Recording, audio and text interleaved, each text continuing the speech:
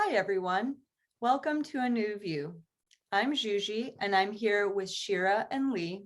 Unfortunately, Kim couldn't be with us today, but we are still four friends, speakers, and professionals from different cultures, backgrounds, and age groups coming together to offer healing and inspiration. Today, I want to talk about a topic that I think touches a lot of women, and that is dimming our shine. Why do we do it? Why is this such a big problem? Who wants to go first? I'll go first. I got to say that when we first brought up this topic a couple of weeks ago and said we may talk about it, the first thing that came into my mind is this quote that I heard years ago by Marianne Williamson. And she's great. She's an author. She's a spiritual advisor. She's been a spiritual advisor to Oprah and the likes of her. And she also ran for president. For office. Yeah, yes, in 2020, she wanted to run for office. Exactly. Yeah. So anyway, but I remember hearing this quote and it literally was such an aha moment for me. It shifted something in me at that time that has kept bringing up this quote for me in times of either insecurity or fear and things like that. So I want to read it to you. Okay. And by the way, this quote was from her book, A Return to Love. And I believe she wrote it in the 90s. So here it goes. Our deepest fear is not that we are inadequate. Our deepest fear is that we are powerful beyond measure. It is our light, not our darkness, that most frightens us. We ask ourselves, who am I to be brilliant, gorgeous, talented, fabulous? Actually, who are you not to be? You are a child of God. Your playing small doesn't serve the world. Oh my God, I literally have chills all over, like up and down, just goosebumps. Because I have heard that quote before. Yeah. But the way it's phrased is so true, because we are all walking miracles on this planet, and we are all here for a reason, mostly to serve each other, right? To be with each other, to help each other. And so I can absolutely relate to dimming your shine, because there's just a lot. I think we just inherently as human beings, we compare ourselves to other people, and somehow we end up on the short end of the stick all the time. I don't know why, but at the end of the day, what I've come to know is true is it's all how you think. It's just the way that you think, because that leads to everything else, what you say, how you behave. And so you just got to go back to the source. And, we've done shows on affirmations, and I think which is all part of the thinking. When you affirm things, you're just recalibrating your thinking. And so there is something really beautiful about the notion of, if you darken yourself, you're just, people are missing out on your gifts, and you are too. You guys remember in maybe like nursery school or kindergarten, that song, "This Little Light of Mine, I'm gonna let it shine." Yeah, and so we're like celebrating this and like teaching kids this. And this is just a theory I have, then we move into adolescence, and in like this, within the female circle, there's usually a lot of cattiness that comes up. And I think that something that our mothers do, totally well-intentioned as it is that when your female peers are being mean to you or not accepting you or excluding you in some way, then they try to explain it away with, they're just jealous of you. Yeah. They're just jealous of what you have. They're just jealous of this talent or this beauty or this brilliance that you have inside of you. And it immediately triggers this thing like, if I want to be included, I can't be as shiny as I know that I can be. Because I remember being very self-expressed when I was young. I remember just being this like vivacious, super like friendly, all including human being. And then slowly, like, it got chipped away. And it like layer by layer got hidden underneath, like, well, I can't be to this and I can't be to that. And I can't, I can't let other people know that I'm smart. I can't let other people know that I'm funny. I can't let other people know that I have things to say, because it's not welcome. It's Yeah. not welcome. This package is not welcome. And So, I tend to think it starts to happen way before adolescence, maybe the year after kindergarten, but I don't know that it's not welcome. I think sometimes it's generated by us in our thoughts and mind, because if you have a talent, or if you are funny, or if you are extraordinary in some kind of way, and we all are, I think we also, there's an innate instinct in us, and maybe as women more than men, I don't know, but there's an innate, like, you don't want to outdo somebody. You don't want to make somebody feel jealous or feel insecure or feel like they are less than you. And I believe for me, that kind of paralleled a lot of my adult life, and just in general, by giving to people and doing for people, and dimming that shine, whether it was just knowledge about something or whatever. I'm still guilty of doing that sometimes, and it depends on who I'm with. I may take a step back and not give it all, or not show it all. And it's not a good thing to do. It's not a good thing to do, although I think, again, the reasoning behind it is just not to make somebody else feel bad. But this is why I always go back to the quote. And this is why these 3 or 4 words are what did it for me. Who are you not to? Yeah. Who are you not to? 5 words. Right. Who are you not to? Right. And that is such an inspiration to me. Yeah. When I think of those words. It's so incredibly yummy. It just really is. And it reminds me of a quote. Maybe we brought this up on the show, but it has to do with, because listen, our show is We Are Women. We talk predominantly to women, although I'm sure men can get a lot of, and also what is a man or a woman anymore. So I love that. It's just a spectrum of all of the genders, You're so woke, Shira. Oh my God. But she said, Madeleine Albright said, there's a special place in hell for women who don't help other women.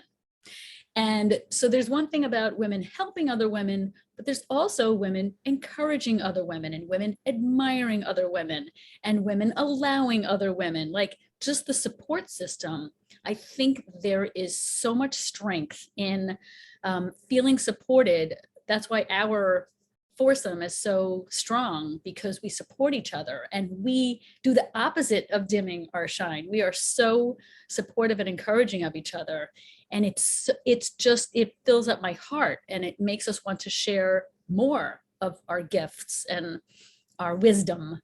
And so how do we teach younger girls? And it's much harder these days, because there is that whole comparison, social media, whatever. I know people talk about it like ad nauseum, but it really is a very big problem, especially for, we're not all the same when it comes to our self-esteem and our shine. Some people carry it well. Some people feel really confident, but I think a lot of women aren't, and they second guess themselves and sort of put themselves down. And, a great example of that is like not being able to take a compliment from somebody. A lot of women, you say something like, oh, really? No, I didn't have time to do my hair, and whatever it is, even if you're, complimenting them on a talent. Oh yeah, well, I'm not as good as so-and-so. No, just stop and say thank you. Because not only does it make the other person, because you're basically negating what the person said. They said something nice to you and you're like, no, that's not true. Instead of just stopping and saying thank you and owning it, and that's a practice. I think that's a practice we are used to and conditioned to dim our shine. So it's a different behavior to stop and say thank you very much. But it feels good. Totally. Remember that episode where that was called Who Are You Pretending Not to Be? Yeah. One of the things that that like conjured for me at the time was about like being in my early teens, and the label conceited was being thrown around all the time. And so like a way to prove that you're not conceited is when somebody compliments you, to like really squash that. And like you said, Shira, it's like uncomfortable on both sides, you know what I mean? But I remember when I consciously started to like unravel all of this, and like I'm not done unraveling it, but I'm much further along than I was when I started. And what I had to do is when somebody complimented me, I had to force myself to just say thank you. Like my mind had to catch up with the action of just saying thank you, instead of being like, no, like my hair's dirty, or like, oh, this old thing, like whatever it was. And I just had to like stop and be like, I know all of these things are going through my head and I'm uncomfortable with the compliment, which is ridiculous in and of itself. But fake it till you make it in this case. Just say thank you and move on.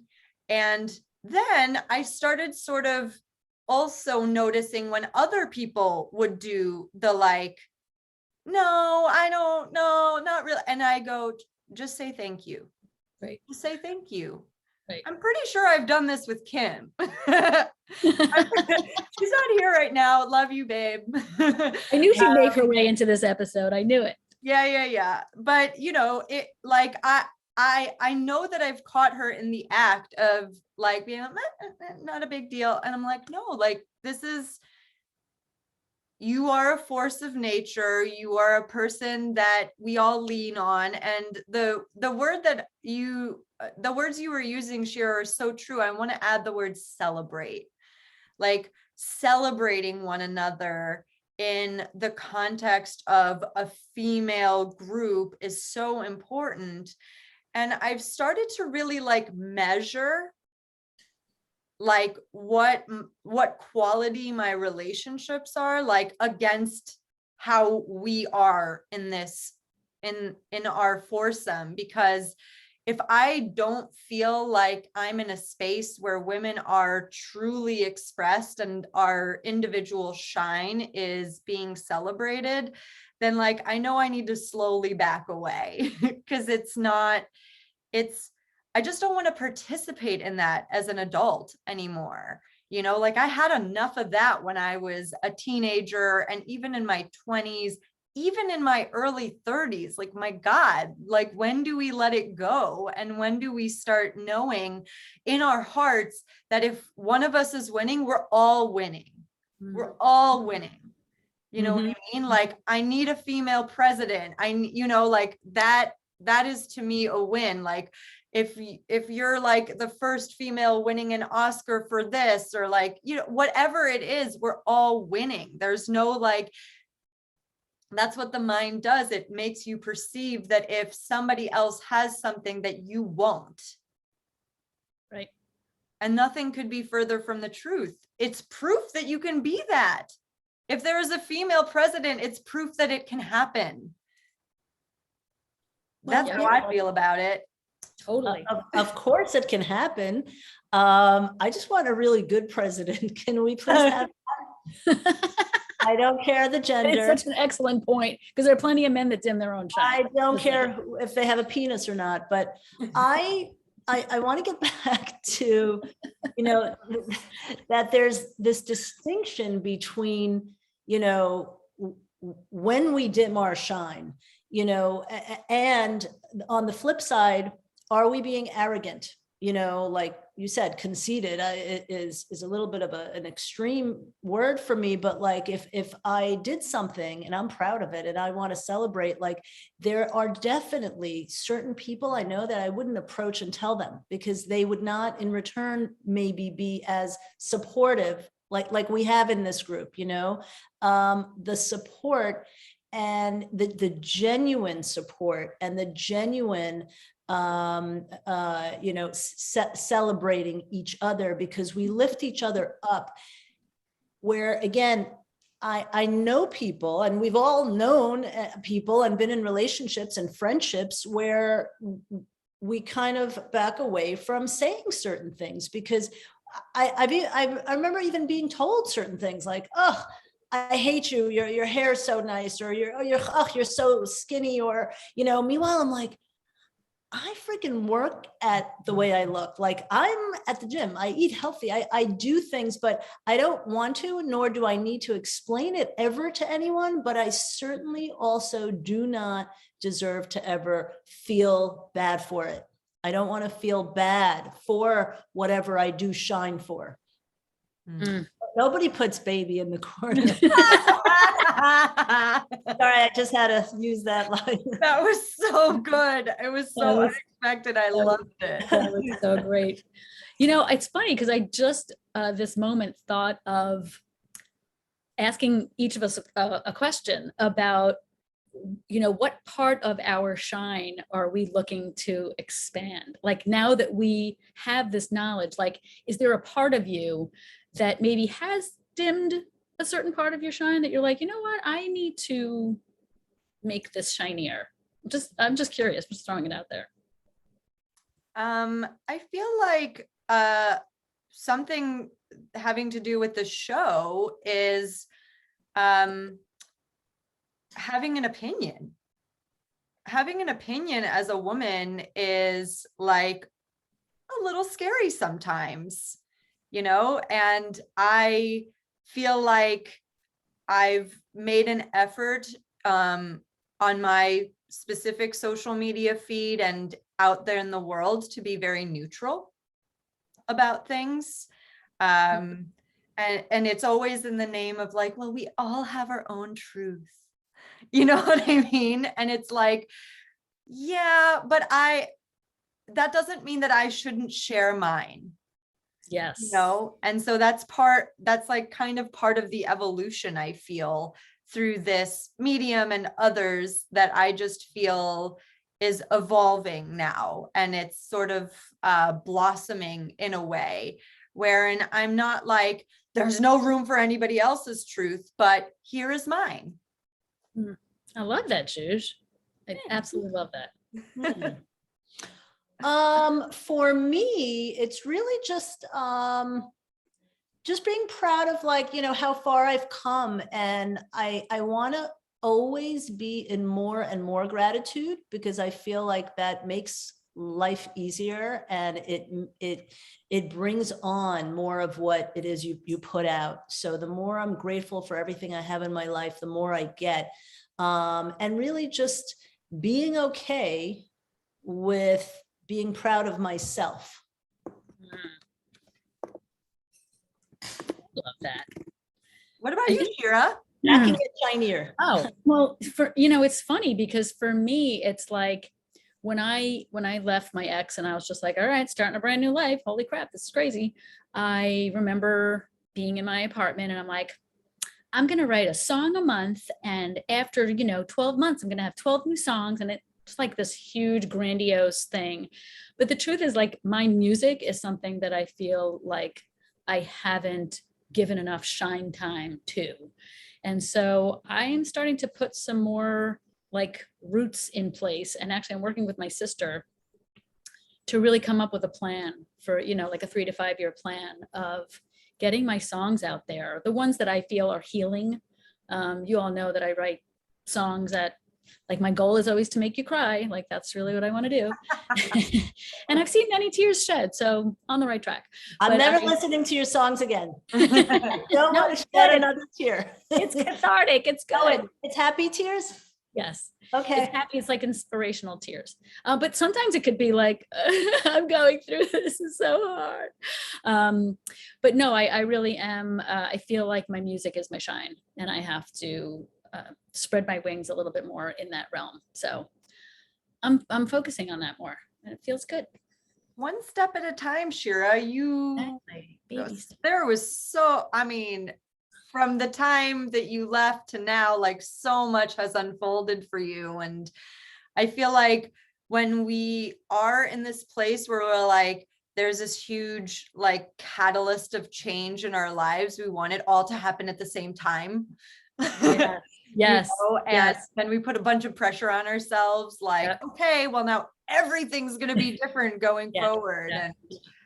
And I just want to say one last thing, because when we were talking before about like dimming shine and arrogance and conceit, for some reason the thought popped into my head of those people who who audition on American Idol, who are just like singing their little hearts out, and they are absolutely horrible.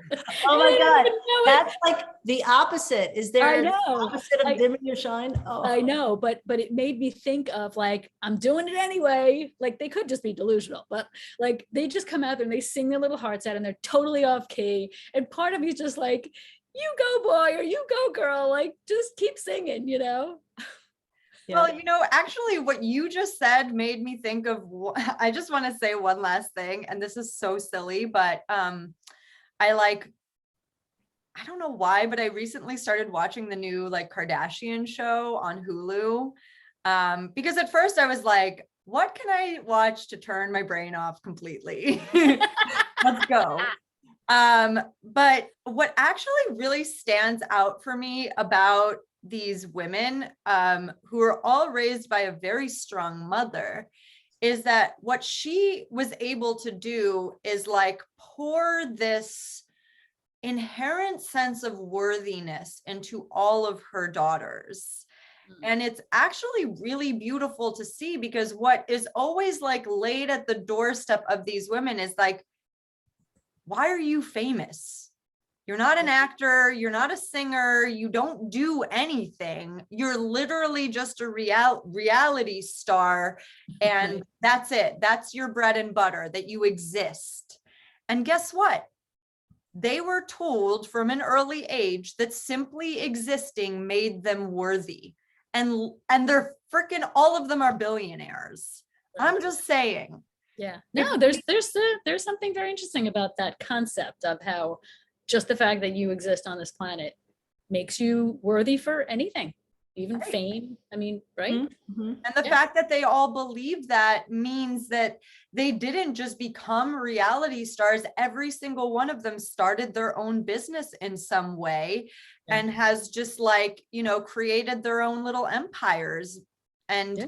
and we can say all we want that they started with privilege, but like, you know, there's a lot more to it than that. And you can see that when you're watching the show. And I just want every woman in the world to feel like they are worthy of taking up space like they are, you know, and that, you know, it's not even a thought in your, of course I'm going to start a cosmetic line. Of course I'm going to start a shapewear line. Of course I'm going to start a tequila line. Like whatever it is that you want to do, you're like inherently worthy of having it. Yeah, but it is Yeah. easier for those of privilege, though. I mean, if you've got billions or millions behind you, you can do whatever you want today. That's a whole other episode. And hire people to do it for you, and hire people to. So there is something to be said about that. And I'm not saying that. See, I do believe anyone can do anything. It is that inherent confidence that they have, because I think that for them, in some cases, their money is their power, and that's their happiness. I truly believe that with some people, that is their happiness, you know, or maybe they do start to get to understand that it's not. At some point, you have to. Oh, yeah. But yeah, There's that angle too. yes. All right, ladies, I feel like this is a really good place to wrap it up. If you've enjoyed our conversation, please subscribe to our channel and be sure to let us know if you have any topic requests or questions by commenting below. We'll see you soon. Thank you so much for watching, and stay safe, everyone. Bye.